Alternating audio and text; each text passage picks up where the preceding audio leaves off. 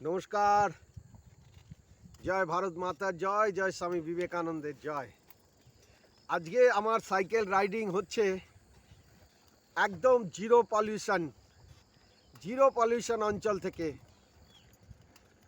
আমরা যে কি বিষাক্ত পরিবেশে থাকি শহরে, তা কিন্তু এই সব যে এলাকায় না এলে আমরা বুঝতে পারবো না। আমার শরীরের সমস্ত অঙ্গ প্রত্যঙ্গ জানান দিচ্ছে তুমি একটা প্রাকৃতিক এবং প্রাণীর সুস্থভাবে বসবাস করার জায়গায় রয়েছ। প্রত্যেকটা লোমকূপের গোড়া থেকে আরম্ভ করে স্নায়ু আমাকে উত্তেজিত করছে, আনন্দিত হচ্ছে যে তুমি একটা অক্সিজেনপূর্ণ একটা বিশুদ্ধ পরিবেশে তুমি এখন বিরাজ করছো। এইটা আমরা কিন্তু শহরে পাই না, তাই আমি বারবার এই প্রকৃতির জায়গায় ছুটে আসি, এই স্নিগ্ধতা, এই আনন্দ উপভোগ করার জন্য। আমার আজকে রাইড চলছে গঙ্গাজোয়ার, এই গঙ্গাজোয়ারের গ্রামের প্রাকৃতিক পরিবেশ দিয়ে। এত স্নিগ্ধতা, এত নির্মল পরিবেশ আমি এর আগে কোথাও পাইনি। আমি এক একটা জায়গায় এখানে আসছি যেখানে আমি কোনোদিনই আসিনি। আমার এই সাইকেল চালানোর অভ্যাসের জন্যই আমি আমার বাড়ির কাছেই এত বিশুদ্ধ জায়গা, প্রাকৃতিক জায়গায় আমি আসতে পারছি। খুবই সুন্দর লাগছে সকালের মনোরম পরিবেশে আমি এই সাইকেলিং করছি, আর আপনাদের এবং আমার ভালো লাগার জন্য এই ছোট ছোট প্রাকৃতিক ব্লগগুলো করছি। আপনাদের ভালো লাগছে আশা করছি। আরও সুন্দর সুন্দর ব্লগ আমি আপনাদের কাছে তুলে ধরব। তো বন্ধুরা, আজকের এই সুন্দর জায়গায় আমি সাইকেলিং করতে পেরে খুবই আনন্দিত এবং উৎসাহিত মনে করছি। আমার সকালের ভোরবেলার 5টা থেকে এই 7টা পর্যন্ত এই কয়েক ঘন্টা আমার জীবনের একটি অমূল্য সময় আমি অতিবাহিত করছি বলে মনে করি। আপনারাও করুন। স্বামী বিবেকানন্দ যেটা বলেছিলেন, ওঠো জাগো। সত্যিকারের আমরা ধীরে ধীরে নিজেদেরকে ঘুমিয়ে রাখছি, ঘুম পাড়িয়ে রাখছি। আমাদের মস্তিষ্ককে, আমাদের বুদ্ধিকে, আমাদের চিন্তাকে, আমাদের নতুনকে খোঁজার চাহিদাকে আমরা ঘুম পাড়িয়ে রাখছি।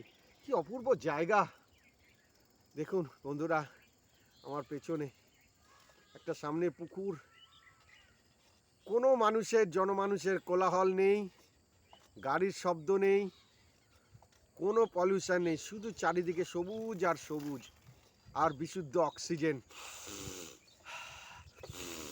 মন ভরে অক্সিজেন নিচ্ছি বন্ধুরা।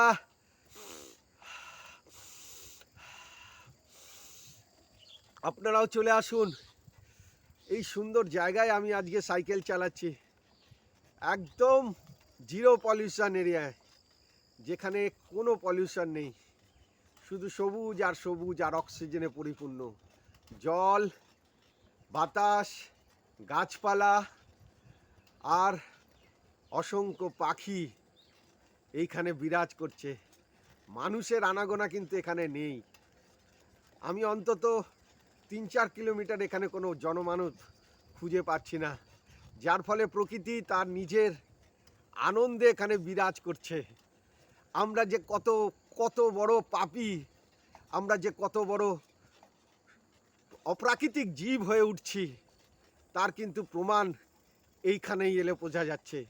এখানে কোনো মানুষের আনাগোনা নেই, যার ফলে প্রকৃতি এখানে নিজের সতেজ রূপে বিরাজ করছে, আনন্দের সঙ্গে বিরাজ করছে। বন্ধুরা, আমরা আমাদের কি সর্বনাশ ডেকে আনছি সভ্যতার বিকাশের জন্য, তা আমরা কল্পনা করতে পারছি না।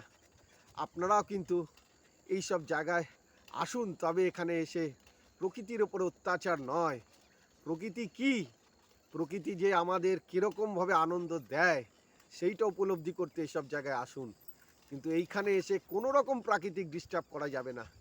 আমাদের এই আধুনিক জীবনে যতটা সময় আমরা পাচ্ছি, জানি না কতদিন এই সব পরিবেশ থাকবে, মানুষ যেভাবে ধ্বংস করছে।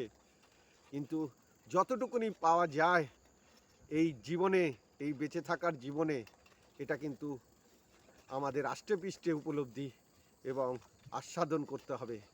আমরা যারা শহরে জন্মেছি, শহরে বড় হয়েছি, শহরে কর্মজীবন অতিবাহিত করছি, তাদের কাছে এই প্রাকৃতিক পরিবেশ কিন্তু অকল্পনীয়। আমরা যদি না এই গ্রামে না আসি, আমরা এই প্রাকৃতিক জায়গায় যদি না আসি, আমরা জীবনের অনেক অনেক বড় জিনিস আমরা মিস করে যাব। আমরা অনেক টাকা পয়সা খরচা করে আমাদের বাড়ির থেকে ট্রেন, বাস, সময়, অর্থ নষ্ট করে আমরা প্রাকৃতিক জায়গায় যাই দেখতে, কিন্তু আমার বাড়ির কাছেই